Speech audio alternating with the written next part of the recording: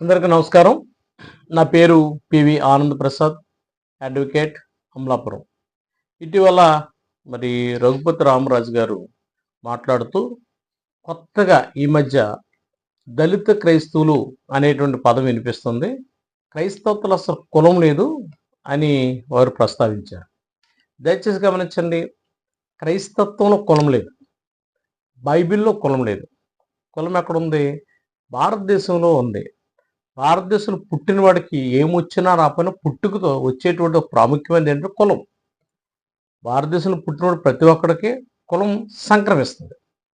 ఇప్పుడు ఎవరైతే దళిత క్రైస్తవులు 1950 ప్రెసిడెన్షియల్ ఆర్డర్ ప్రకారం దళిత క్రైస్తవులు ఎవరైతే ఉన్నారో వాళ్ళు క్రైస్తత్వం స్వీకరించిన తర్వాత వాళ్ళు బీసీసీ హోదాలో ఉంటారు.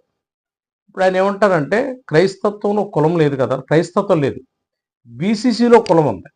చూడండి, బీసీసీ సర్టిఫికేట్ గవర్నమెంట్ ఇస్తుంది. గవర్నమెంట్ ఇచ్చినప్పుడు ఆ గవర్నమెంట్ సర్టిఫికేట్లో చూడండి, ఈ సర్టిఫికేట్ కానీ మీకు కనిపిస్తే చూడండి, దీంట్లో వాళ్ళు ఏం రాశారంటే ఆది ఆంధ్ర క్రిస్టియన్ బీసీసీ, మాలా క్రిస్టియన్ బీసీసీ. అంటే మరి క్రైస్తత్వంలో కులం లేదు, బీసీసీలో పెడుతున్నప్పుడు అక్కడ పేరు మెన్షన్ చేయకూడదు కదా. అంటే ఈ సర్టిఫికెట్స్ కూడా గవర్నమెంట్ వారు ఇస్తున్న సర్టిఫికెట్స్లో కూడా ఈ కుల ప్రస్తావన ఉంటుంది. సరే, క్రైస్తవులు కులం లేనటువంటి క్రైస్తవ మతంలోకి వెళ్ళారు, కానీ భారతదేశంలో కులం అడుగడుగునా కులం ఉంది కదా.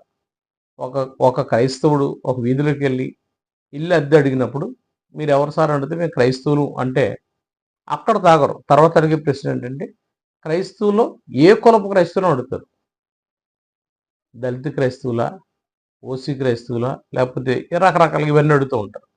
ఏదైనా ఒక ప్రైవేట్ కంపెనీకి ఉద్యోగానికి వెళ్ళి ఆ ఉద్యోగం కావాలంటే వాళ్ళు అడిగేది నువ్వేంటి? క్రిస్టియన్. క్రిస్టియన్ అంటే ఏ క్రిస్టియన్ అని అడుగుతారు.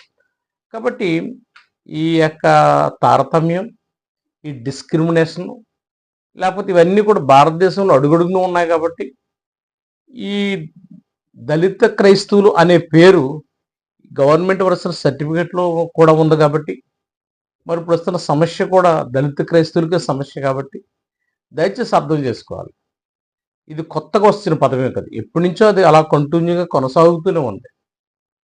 కాబట్టి ఈ విషయాన్ని గమనించాలని ప్రేమతో తెలియజేస్తున్నాం. Thank you.